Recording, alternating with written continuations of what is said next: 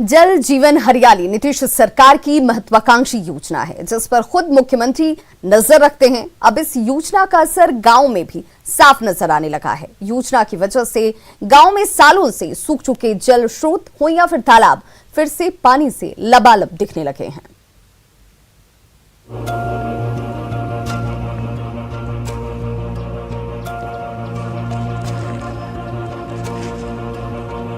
बिहार सरकार ने एक महत्वाकांक्षी योजना की शुरुआत की, जल जीवन और हरियाली। मकसद साफ था कि बिहार में पर्यावरण को लेकर जिस तरीके से चिंता देखी जा रही थी, पर्यावरण के दुष्प्रभाव को रोकने के लिए बड़े पैमाने पे पेड़ पौधे लगाने की बात बिहार सरकार ने कही। इसके अलावा वैसे जल स्रोत जो कई सालों से लुप्त होते जा रहे थे, धीरे धीरे वैसे जल स्रोतों को फिर से सक्रिय करने की कोशिश बिहार सरकार ने की। 2 अक्टूबर 2019 गांधी जयंती के मौके पर मुख्यमंत्री नीतीश कुमार ने जल जीवन हरियाली कार्यक्रम की शुरुआत की, जिसका लक्ष्य है जल का संरक्षण और हरियाली को बढ़ाना ताकि लोगों का जीवन खुशहाल हो सके। वैशाली जिले का ये तालाब कुछ महीने पहले तक सूखा और गंदगी से भरा रहता था। न तो इसकी इतनी चौड़ाई थी, न तालाब में पानी रहता था। लेकिन नीतीश सरकार की महत्वाकांक्षी योजना जल जीवन हरियाली ने इस तालाब की तस्वीर ही बदल दी। कि जल जीवन हरियाली कार्यक्रम के तहत सरकार ने बड़ा प्रयास किया है, खासकर वैसे जल स्रोतों को फिर से जिंदा करने का, जो कई साल पहले तो हुआ करते थे लेकिन बीच के दौर में वो जल स्रोत सूख से गए थे। लेकिन सरकार ने ऐसे जल स्रोतों की उड़ाही करवाई है और उड़ाही करवाने के बाद आज यहाँ पे आपको जो पानी दिख रहा है, जो इस गांव के लोगों के लिए एक आकर्षण का केंद्र भी है और कई सारे लोग इसमें आकर स्नान भी करते हैं। मदरना पंचायत का ये तालाब, जिसके किनारे कभी गंदगी का अंबार रहता था, वहां की हरियाली अब आंखों को लुभाने लगी है। इस तालाब के किनारे किनारे बड़े मात्रा में पेड़ पौधे भी लगाए गए हैं। तो ये हम आपको तस्वीर दिखा रहे हैं कि इस पेड़ पौधे को देखिए, जो छोटे छोटे पेड़ पौधे आपको नजर आ रहे हैं, और लगातार ऐसे पेड़ पौधे को तालाब के किनारे लगाया जा रहा है ताकि तालाब की मजबूती भी कायम रहे, यहाँ पे हरियाली भी रहे और लोगों के बैठने के लिए एक अच्छा जगह भी बन जाए। ये परिवर्तन सरकार के जल जीवन हरियाली कार्यक्रम का ही नतीजा है कि आज तालाब में जल और तालाब के चारों ओर हरियाली दिखती है। ये जल जीवन और हरियाली का ही असर है कि ऐसे ऐसे घेर करके कई सारे पेड़ पौधे लगाए गए हैं ताकि ये सुरक्षित है। और देखिए धीरे धीरे ये पेड़ पौधे बड़े भी होने लगे हैं और जाहिर सी बात है आने वाले कुछ सालों में ये छोटा सा पेड़ बड़े पेड़ के रूप में शक्ल ले लेगा। तो ये महत्वपूर्ण बात है। और ऐसे ऐसे कई सारे पेड़ जहां भी तालाब पोखर वगैरह लगाया जाता है, वहां पे इस तरह के घेराबंदी करके पेड़ पौधे लगाया जाता है और उस पर लिखा जाता है जल जीवन और हरियाली, तभी होगी खुशहाली। कुछ ही दिनों में मदरना पंचायत में तालाब की तस्वीर इतनी बदल गई कि जो तालाब जैसा दिखता नहीं था, वहां आजकल सुबह शाम लोग टहलने आते हैं। क्या नाम है सर आपका? विजय कुमार। अच्छा विजय जी, एक बात बताइए, यहाँ की तस्वीर पहले कैसे दिखती थी? पहले बहुत अच्छा नहीं था। वो पोखर का जो पेटी है बहुत कम था। हाँ। मुख्यमंत्री का जल जीवन हरियाली के तहत जो कार्य हुआ, उसमें वन विभाग की तरफ से पौधा लगा है, उसके बाद मनरेगा से ही पौधा लगा है, सीढ़ी का निर्माण हुआ है, पोखरा का पेटी को बढ़ाया गया है, उड़ाही किया गया है। अब सालों भर इसमें पानी रहता है, सालों भर पानी रहता है। फेवर ब्लॉक का काम हुआ है, लोग सभी पर टहलते हैं। अच्छा, फेवर ब्लॉक यानी कि इसे कहते हैं। तो देखिए पक्की सड़क भी बनाई गई है किनारे किनारे। अगर आप इस पोखर के किनारे किनारे देखें तो ऐसे आपको फेवर ब्लॉक लगाया गया है, और ताकि जो सुबह सुबह में जो मॉर्निंग वॉक करते हैं लोग इसी फेवर ब्लॉक में बने हुए रास्ते पे सुबह सुबह में मॉर्निंग वॉक करें। तो ये तस्वीर बेहद सुखद है और ये तस्वीर बताने को भी काफी है कि बिहार सरकार ने जो इस योजना की शुरुआत की थी, वो योजना धीरे धीरे जमीन पर उतर रहा है। ऐसी सूरत सिर्फ एक तालाब की ही नहीं बदली है। जल जीवन हरियाली के जरिए सभी सरकारी जल स्रोतों को जिंदा किया जा रहा है। यही नहीं, इस योजना के जरिए सरकार किसानों को 75,500 रुपए की सब्सिडी भी दे रही है ताकि वो अपने खेतों के आसपास तालाब का निर्माण कर सकें। न्यूज़ 18 के लिए वैशाली से आनंद अमृतराज की रिपोर्ट। तो जल जीवन हरियाली कार्यक्रम के तहत जल स्रोतों को फिर से जिंदा किया जा रहा है और पेड़ और पौधे लगाकर हरियाली को भी बढ़ाने का प्रयास किया जा रहा है। जल जीवन हरियाली के तहत 2 सालों में 1 करोड़ से ज्यादा पौधे लगाए जा चुके हैं। झारखंड के बंटवारे के बाद बिहार में जंगल वाला इलाका काफी कम बचा, तो जाहिर सी बात है जल जीवन हरियाली कार्यक्रम के तहत सरकार की पहली कोशिश थी कि ज्यादा से ज्यादा वन बिहार में हो, हरे भरे पेड़ हो, ताकि जो पर्यावरण के संकट उभर रही है बार बार, उसे रोका जा सके।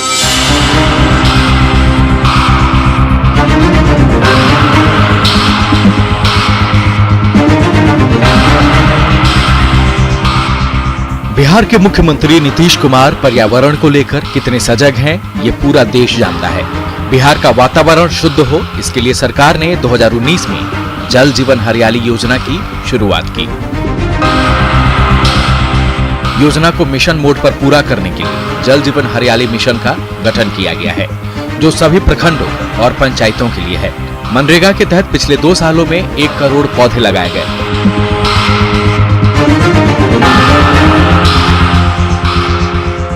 जबकि आने वाले साल में इससे भी ज्यादा पेड़ पौधे लगाने का लक्ष्य है। तो इस वक्त हम आपको वैशाली जिले की एक तस्वीर दिखाते हैं, जहां पे एक छोटा मोटा बाग बनाया गया है और ऐसी तस्वीर पहले नहीं दिखाई पड़ती। देखिए कई सारे पेड़ यहाँ पे लगाए गए हैं और धीरे धीरे ये पेड़ बड़े भी हो रहे हैं, और कई सारे छोटे छोटे पेड़, शीशम के पेड़ आप देखें जो जल जीवन हरियाली कार्यक्रम के तहत लगाया गया, और कई सारे ऐसे पेड़ हैं जो आने वाले समय में एक बड़े पेड़ के रूप में बढ़ते हुए दिखेंगे, और जिसकी वजह से ये जो आज आपको कहीं कहीं खाली जैसा नजर आ रहा है, एक समय यहाँ पे छोटा मोटा जंगल जैसा नजारा देखने को भी लगा। लेकिन ये तस्वीर ये बताने को काफी है कि ग्रामीण इलाकों में जल जीवन हरियाली कार्यक्रम के तहत बड़े पैमाने पर पेड़ पौधे लगाए जा रहे हैं। जल जीवन हरियाली योजना ने वैशाली के रामपुर की तस्वीर बदल दी।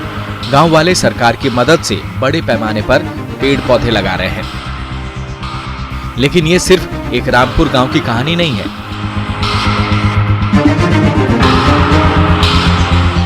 पूरे बिहार में इस योजना के तहत पेड़ पौधे लगाए जा रहे हैं। ये नीतीश कुमार की कोशिशों का ही नतीजा है कि बिहार में वन क्षेत्र बढ़कर 17% हो गया है। न्यूज़ 18 के लिए वैशाली से आनंद अमृतराज की रिपोर्ट।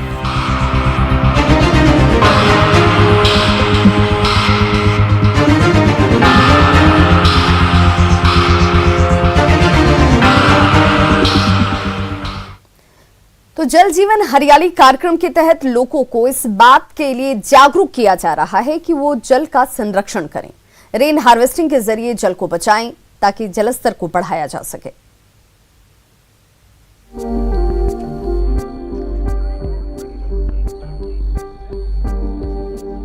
विश्व भर में पेयजल की कमी एक संकट बनती जा रही है। इसका कारण पृथ्वी के जल स्तर का लगातार नीचे जाना भी है। जल जीवन हरियाली योजना का एक लक्ष्य जल का संचयन और जल का संरक्षण भी है। बिहार सरकार रेन वाटर हार्वेस्टिंग के प्रति लोगों को जागरूक करने में लगी है, जिसका असर गांवों में भी दिखने लगा है।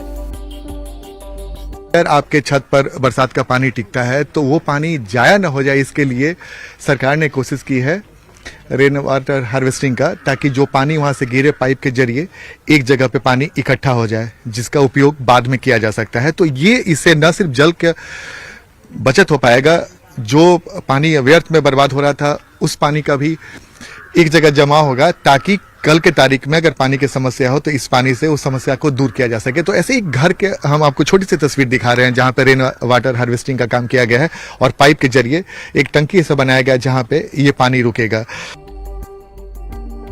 सरकार लोगों को इस बात के लिए जागरूक करने में जुटी है कि बरसात के पानी की बर्बादी ना होने दे। मदरना पंचायत के जिन लोगों ने रेन वाटर हार्वेस्टिंग की व्यवस्था कर रखी है, उन्हें अब इसका फायदा समझ में आने लगा है। अच्छा, ये बताइए रेन वाटर हार्वेस्टिंग के जरिए जो उपाय किए गए, इससे कितना मदद मिलता है पानी बचत का? ऐसा है कि 1-2 साल पहले जो है पानी की इतनी समस्या यहाँ हो गई थी कि यहाँ चापाकल सूखने लगा था। लेकिन ये सब बनने के बाद जो है कि ऐसा हम लोग का मानना है, या सरकार भी बताए कि ये बना देने से पानी का लेवल बढ़ेगा और पानी की समस्या सब दिन के लिए समाप्त हो जाएगी। और एक तो ये है कि कचरा नहीं होता है, इससे पानी जो है वो जमीन के अंदर चला जाता है और साफ सफाई भी रहता है। ये माननीय मुख्यमंत्री जी का बहुत अच्छा प्रोग्राम है। जल जीवन हरियाली के तहत आहर, पोखर, छोटी नदियों, पुराने कुओं को फिर से जिंदा किया जा रहा है। छोटी नदियां, नालों और पहाड़ी क्षेत्रों में चेक डैम का निर्माण किया जा रहा है। चापाकल, कुआं, सरकारी भवन में जल संचय के लिए रेन वाटर हार्वेस्टिंग की व्यवस्था कराई जा रही है, ताकि जल का संचयन और संरक्षण हो और हरियाली बढ़े। सरकार के लिए इस योजना का कितना महत्व है वो इसके बजट से भी पता चलता है। बिहार सरकार 2022 तक जल जीवन हरियाली योजना पर 24,524 करोड़ रुपए खर्च करेगी। सरकार ने 2019 में इस योजना की शुरुआत की। 2019-20 में जल जीवन हरियाली का बजट 5870 करोड़ रुपए था। 2020-21 में इसका बजट 9,874 करोड़ हुआ और 2021-22 में 8,780 करोड़ रुपए का बजट अलॉट हुआ है। न्यूज 18 के लिए वैशाली से आनंद अमृतराज की रिपोर्ट। तो पर्यावरण के असंतुलन और जलस्तर के नीचे जाने की गंभीर स्थिति को देखते हुए मुख्यमंत्री नीतीश कुमार ने वाटर हार्वेस्टिंग पर जोर दिया था और उनकी ये पहल अब धरातल पर उतरने लगी है। नालंदा के राजगीर अनुमंडल क्षेत्र के मेयार स्कूल में वाटर हार्वेस्टिंग का काम चल रहा है। यहाँ बारिश के पानी को जमा किया जाएगा और फिर उसे पानी के योग्य बनाकर बच्चों को इसी से स्वच्छ पानी हासिल होगा। वहीं गांव के लोगों को भी इस वाटर हार्वेस्टिंग से लाभ हासिल होगा। और अब क्या बनवा रहे हैं? रेन हार्वेस्टिंग बनवा रहे हैं। और क्या?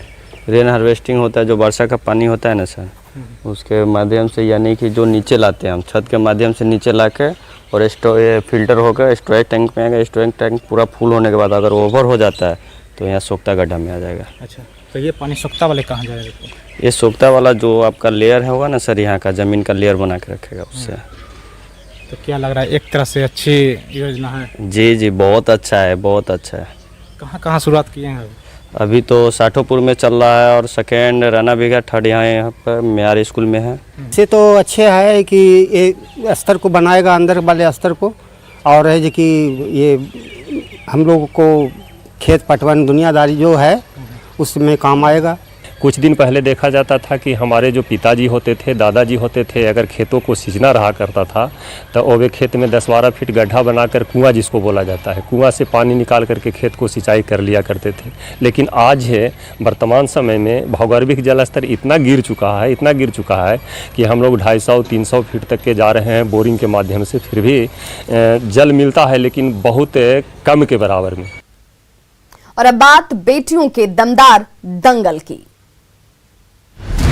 दंग करता दाव,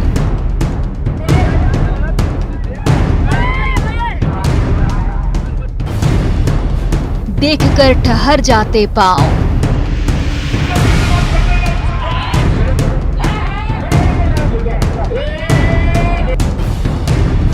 तालियों से गूंजता मैदान,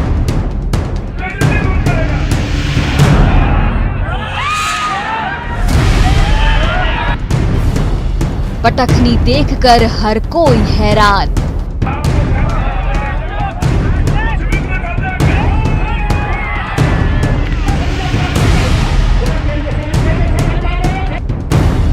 बेटियों की फुर्ती ने मोहा मन,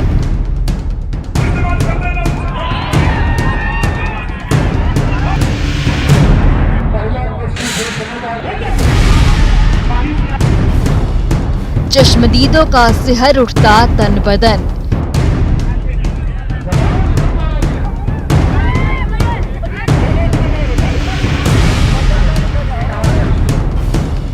रोहतास का ये दंगल है खास।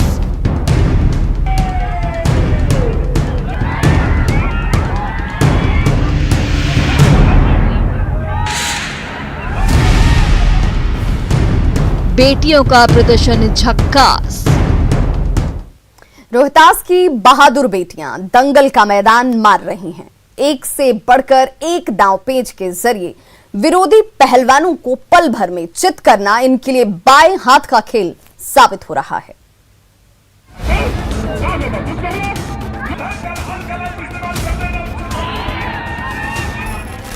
कभी धोबी पछाड़ तो कभी निकाल दांव। ये वो दांव पेच हैं जिनके जरिए रोहतास की जाबाज बेटियां पल भर में प्रतिद्वंदी पहलवानों को दंगल के मैदान में चित कर देती हैं। करगहर का ये धूल धुसरित मैदान हर दिन इन दमदार बेटियों की बहादुरी का गवाह बन रहा है।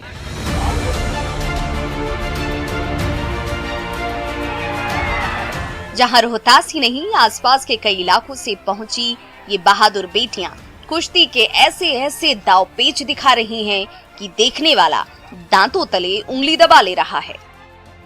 जैसे हमारे पेरेंट्स हमको सपोर्ट कर रहे हैं, वैसे हर लड़कियों को हमारे जैसे पेरेंट्स उनके सपोर्ट करेंगे तभी लड़कियां आगे जाएंगी।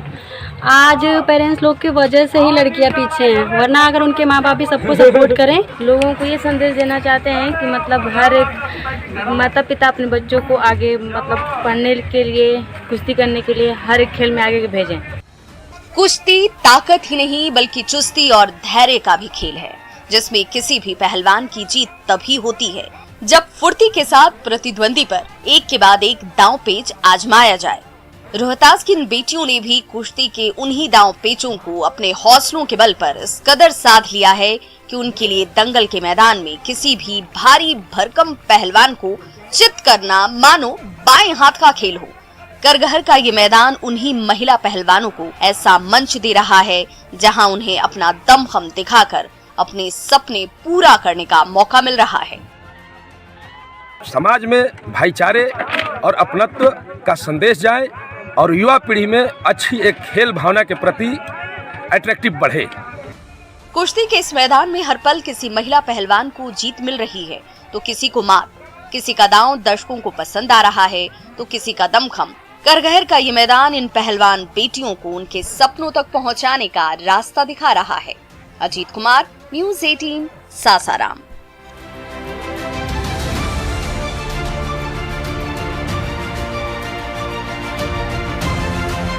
टूर्नामेंट का आज तीसरा दिन है। आज भी इस टूर्नामेंट में 2 मैच खेले जाने हैं, जिसमें पहला मैच दोपहर 2 बजे से शुरू होगा, जो गया ग्लैडिएटर बनाम दरभंगा डायमंड्स के बीच खेला जाएगा। वहीं दूसरा मैच शाम 6 बजे से पटना पायलट बनाम भागलपुर वुल्स के बीच होगा। पटना के ऊर्जा स्टेडियम का जायजा लिया हमारे सहयोगी साकेत कुमार ने। पटना के ऊर्जा स्टेडियम में खेले जा रहे बिहार क्रिकेट लीग का आज तीसरा दिन है और आज भी यहां पर 2 मैचेस खेले जाएंगे। आप देखिए यही ऊर्जा स्टेडियम जहां पर लगातार पिछले 2 दिनों से लगातार मैच चल रहा है, T20 का टूर्नामेंट चल रहा है और एक बड़ा आयोजन बिहार क्रिकेट को लेकर यहां पर देखा जा रहा है। उसी सिलसिले में आज और 2 मैच खेले जाने हैं, जिसमें पहला मैच 2 बजे दोपहर से गया ग्लैडिएटर्स और दरभंगा डायमंड के बीच होगा और दूसरा मैच 6 बजे से शुरू होगा, शाम के 6 बजे पटना पायलट और भागलपुर बुल्स के बीच खेला जाएगा। यानी 2 मैच, पहला मैच 2 बजे दोपहर और दूसरा मैच शाम 6 बजे खेला जाएगा।